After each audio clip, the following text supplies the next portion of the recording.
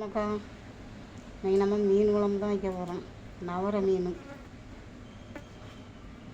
இது பொரிக்கிறதுக்கு மாவளை பொரிக்கிறதுக்கு மசாலா போட்டு விடுவோம். வீட்டில் அரைச்ச மசாலா மக்கா. முருங்கைக்காயும் மிளகாயும் போட்டு விடுவோம். தேங்காயும் தக்காளியும் அரைச்சி வச்சுருக்கேன்.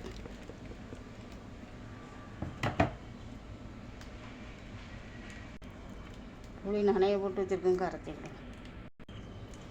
குழம்பு கூட்டியாச்சு. சரி, உப்பு போட்டுக்கணும்.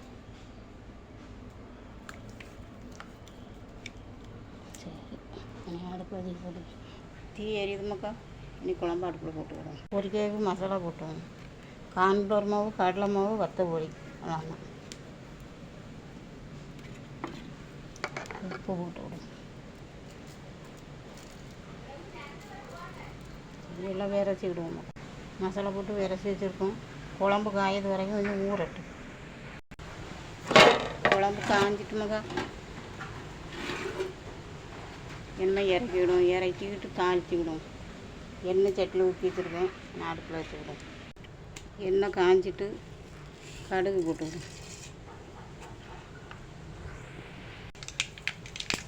பெருஞ்சீரகமும் வெந்தயமும் போட்டுவிடும். கருவேப்பிலை, கடுகு பொரிஞ்சிட்டுமாக்கா தாளித்து ஊற்றிவிட்டோம்.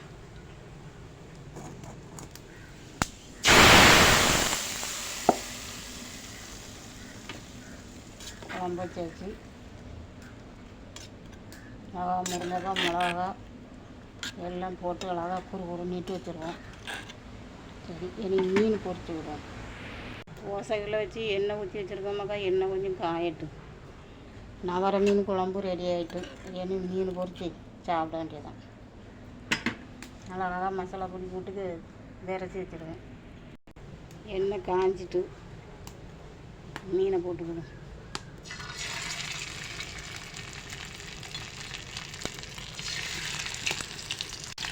மீன் எல்லாம் வச்சு வச்சுமாக்கா.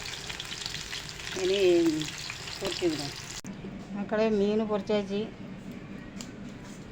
நவரை மீன் குழம்பும் வச்சாச்சு. காலையில் உள்ள வேலை முடிஞ்சிட்டுமாக்கா. இன்னும் சாயங்காலம் லைவ் போடுவோம், அதை பாருங்கள் மக்களே. இந்த சேனல் பிடிச்சிருந்தாக்கி லைக் பண்ணிக்கிடுங்க, சப்ஸ்கிரைப் பண்ணிக்கிடுங்க. சாயங்காலம் லைவ் போடுவோம், அதுவும் பார்த்துக்கிடுங்க. பாய் மக்கா.